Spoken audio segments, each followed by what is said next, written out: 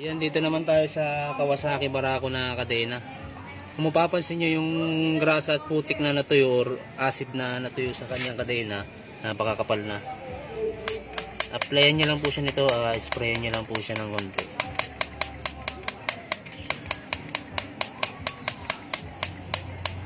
Ayan. Ito po yan, golden degreaser po yan mga sir. Once na mag-avail kayo nito, meron siyang free na toothbrush at saka sticker.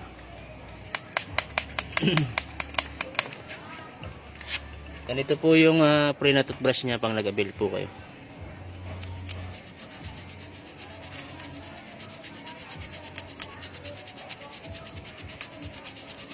Ayan. Kung may mas matalas kayong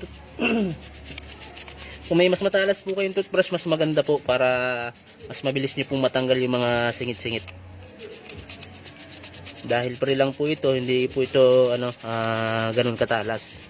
Pero ano naman po siya, maganda rin naman po siyang gamitin. Yan.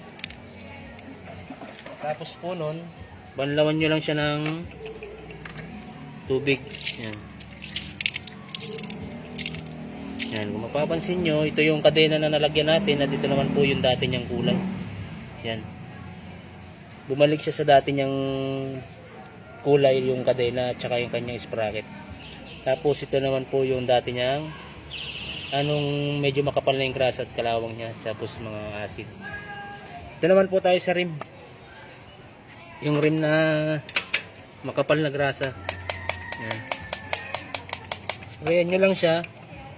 Punasan nyo lang, babalik na siya sa dati. Yan.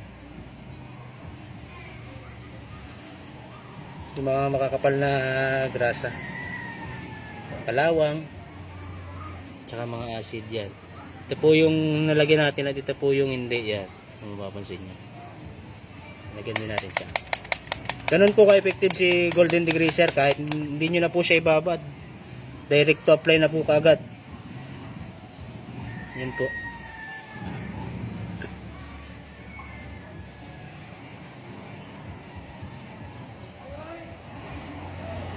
Yan po ang patunay na effective, yung kung gaano ka-epektibo si golden degreaser yan. Kadena. Yan sa kadena niya. Yan at saka yan. Ito yung before, ito yung after. Okay.